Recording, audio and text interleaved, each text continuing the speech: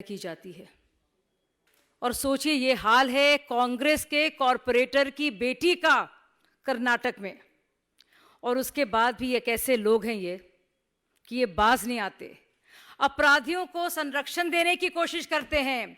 जो हत्यारा है उसका नाम भी नहीं बताना चाहते और नाम बताने से भी कतराते हैं।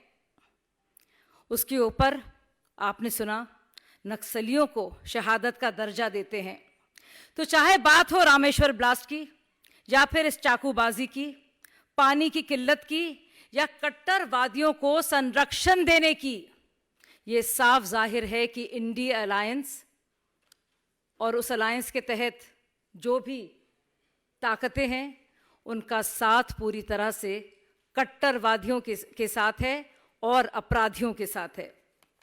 और तुष्टीकरण की राजनीति इतनी हावी है कि हमने देखा किस तरह से रामनवमी के मौके पर 3 लड़कों को जो आराम से अपनी कार में बैठकर जय श्री राम के नारे लगा रहे थे और भगवान श्री राम का एक झंडा उनकी गाड़ी में था, उनको इतना मारा गया, इतनी बदसलूकी की गई और कहा गया कि आप ये नहीं कहेंगे, आप कोई और नारा कहेंगे।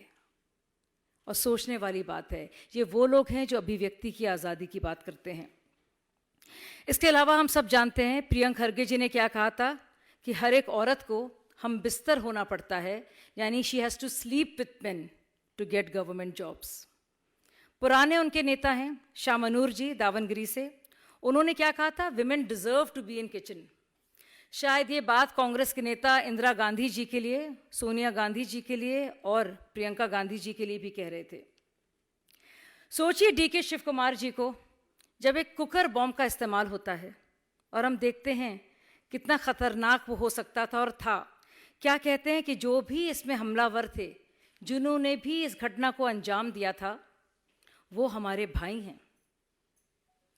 तो इस तरह की बहुत सारी बातें हैं लगातार हम देख रहे हैं और ये साफ जाहिर है कि एक तरफ मोदी जी जो बार बार मातृशक्ति की बात करते हैं, कहते हैं नारी शक्ति ही उनकी सुरक्षा कवच है, दूसरी तरफ इंडिया अलायंस महिलाओं के प्रति हिंसा और अत्याचार को बढ़ावा देती है और अत्याचारियों को हमेशा संरक्षण देती है। हमारी ये इंतजा होगी कांग्रेस पार्टी से कि वो धर्म का चश्मा उतारकर अपराध को अपराध की नज़र से देखे, बलात्कार को बलात्कार की नज़र से देखे, बजाय ये कि इसमें भी हिंदू मुस्लिम करें। किस महिला की हत्या होती है या बलात्कार होता है, इसका ताल्लुक या उसके हत्यारे या बलात्कारियों का ताल्लुक उसके धर्म से या जाति से देखकर उसको आंकना गलत है। और इस तरह से कट्टरवाद को लगातार संरक्षण देना, अपराधियों को इस तरह से बढ़ावा देना अपने आप में दिखाता है कि तुष्टीकरण की राजनीति उन्हें किस मोड़ पर ले आई है। धन्यवाद।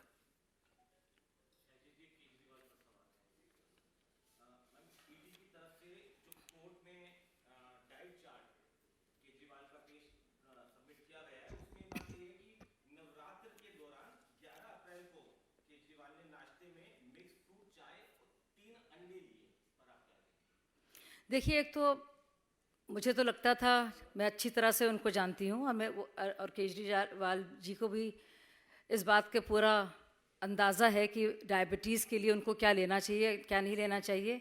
लेकिन एक बात जो मुझे बहुत ही चकमे में लाती है और आश्चर्यचकित करती है, वो ये कि नवरात्रि के दिन भी वो अंडा क्यों खा रहे थे।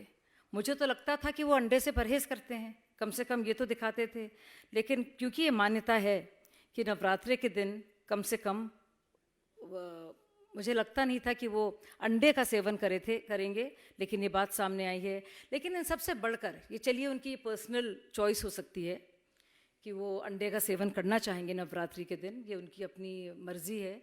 लेकिन सोचने वाली बात यह है कि क्यों कोई भी सरकारी एजेंसी या जेल प्रशासन उनकी बुरी तबीयत के लिए जिम्मेदारी लेगा और कोशिश करेगा कि उनकी जान को किसी तरह से ख़तरा हो।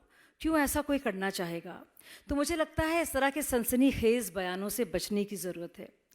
और क्योंकि जेल में सिरिंज और इंजेक्शन का प्रयोग होता नहीं है, इसलिए हमेशा एक मेडिकल अटेंडेंट दिया जाता है जो इंसुलिन वगैरह देता है, जिस तरह से उसका प्रिस्क्रिप्शन है, जिस मात्रा में दिया जाना है, तो ये बात कहना कि इंसुलिन नहीं दिया गया है, ये पूरी तरह से गलत है, क्योंकि इस बात की तस्दीक की गई है और जेल प्रशासन की तरफ से ये बयान भी आया है। दूसरी और ज़रूरी बात, केजरीवाल जी की तरफ से कहा जा रहा है कि उनको जिस तरह का खाना पीना दिया जा रहा है, ये एक हमले की तरह से किया जा रहा है और उनकी जान को ख़तरा है। आप खुद ही सोचिए कि इतने दिनों में, जब से वो जेल में है या हिरासत में है, न्यायिक हिरासत में, सिर्फ 2 ही दिन उन्होंने जेल का खाना खाया है। बाकी दिन जो भी खाना आया वो उनके घर से आया है, और इसके लिए उन्होंने गुजारिश भी की थी, एक रिक्वेस्ट भी की थी, जिसको मंजूरी दी गई। और उससे बड़ी तीसरी ज़रूरी बात यह है कि जेल प्रशासन पूरी तरह से आम आदमी पार्टी या दिल्ली सरकार के ही अंतर्गत है और अधीन है। इसीलिए हमने देखा कि संजय सिंह जब बाहर आए तो बड़े अच्छी तरह से, मुझे लगा नहीं किसी भी तरह से उनकी ज़रा सी भी कोई कोताही बरती गई उनके ख़यालात में, और जिस तरह से उनका मेडिकल ख्याल रखना चाहिए था। तो मुझे लगता है इस तरह के इल्ज़ामात पूरी तरह से गलत हैं, और मुझे लगता है कि आम आदमी पार्टी को इससे बचना चाहिए। कोई भी हर कोई जानता है, अगर आप डायबिटीज़ टाइप 2 के शिकार हैं तो आम, जिसमें फ्रक्टोज इतना ज़्यादा है, हर कोई जानता है कि अगर आप डायबिटीज़ टाइप 2 के शिकार हैं तो आप आम खाने से बचेंगे, जो शुगर लेवल उससे बढ़ती है, फ्रुक्टोज लेवल जिसे कहा जाता है। और क्यों आप खाएंगे ऐसा, क्यों आप कुछ भी मीठा खाएंगे? अब जाहिर सी बात है आप ख्याल रखेंगे। और जब से मैं केजरीवाल जी को जानती हूँ, जो कि 1 दशक से ज़्यादा की बात है, उनको डायबिटीज़ का प्रॉब्लम रहा है। उनको अच्छी तरह से मालूम है उन्हें क्या खाना चाहिए और क्या नहीं खाना चाहिए।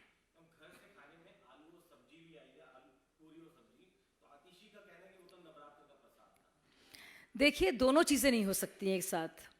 और मुझे लगता है उनके परिवार वालों को, आम आदमी पार्टी वालों को कम से कम फ़िक्र तो होनी चाहिए कि जो खाना वो घर से भेज रहे हैं, कम से कम इस बात का तो ख्याल रखते हो कि एक डायबिटिक पेशेंट के लिए वो कितना ख़तरनाक हो सकता है। सब जानते हैं इस बात को। तो मुझे इस बात से भी बहुत ही आश्चर्य है कि क्यों इस तरह का खाना उनको परोसा जा रहा है। क्यों सुनीता केजरीवाल जी उनका ख्याल नहीं रख रही हैं? क्यों वो जो एक डायबिटिक के लिए खाना ज़रूरी होता है, वो उस खाने को क्यों भेज रही हैं, ये जानते हुए कि ये उनके लिए अच्छा नहीं है? और क्यों ये इंसिस्ट किया जा रहा है, बार बार कहा जा रहा है कि नहीं, खाना घर से ही आएगा?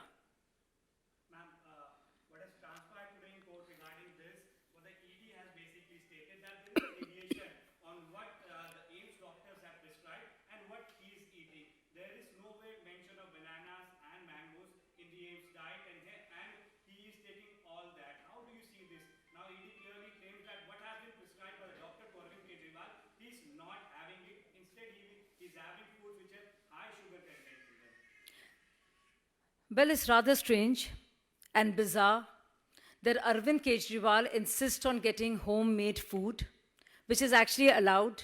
And out of all the days that he has consumed food, that he has been in judicial custody, he has in fact had homemade food most of the days, barring 2 days.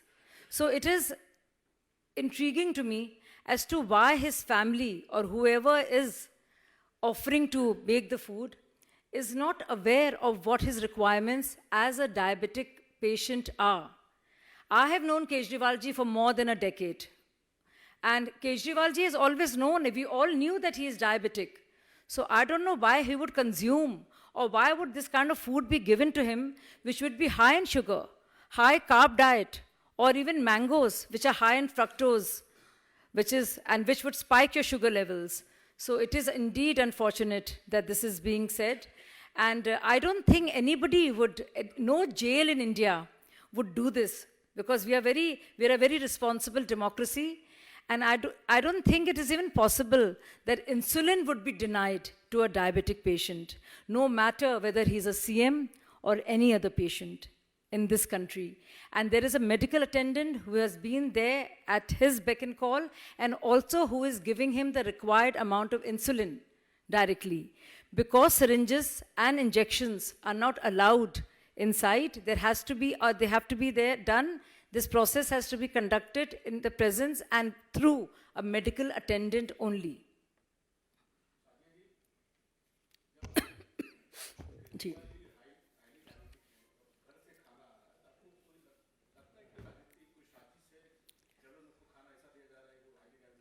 देखिए, हम सब तो उनकी लंबी आयु की कामना करते हैं और उनकी हेल्थ ज़ाहिर है हम सब चाहेंगे अच्छी रहे।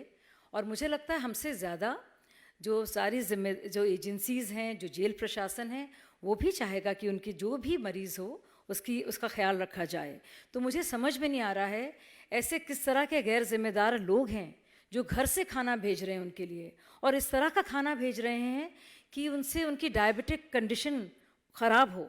और मुझे लगता है कि सुनीता केजरीवाल जी को थोड़ी नज़र रखनी चाहिए कि वो देखें कि उनके पति के लिए खाना कौन बना रहा है घर में, और क्यों ऐसा किया जा रहा है कि उनकी डायबिटिक होने के बावजूद high carbohydrate diet, high carb diet दी जा रही है और शुगरी चीज़ें दी जा रही हैं, मिठाई और इस तरह की चीज़ें, जिससे उनकी शुगर लेवल जो है बाकायदा मेंटेन ना हो और उनका इंसुलिन स्पाइक हो, जिससे उनकी तबीयत ख़राब हो। तो मुझे लगता है उनके परिवार वालों को ज़्यादा ख्याल रखना चाहिए। या तो वो कह दें कि वो घर से खाना नहीं खाएंगे, लेकिन अगर घर से खाना खाने पर ही उनका पूरी तरह से इंसिस्टेंस है और उनका आग्रह है, तो मुझे लगता है कि सुनीता केजरीवाल जी को कम से कम अपने पति के लिए, जिनके बारे में हम सब जानते हैं कि वो डायबिटिक हैं और डायबिटीज़ 2 के मरीज़ हैं, कम से कम उनको सोच समझ के उनके लिए खाना बनाएं ताकि उनकी कंडीशन किसी भी तरह से ख़राब ना हो।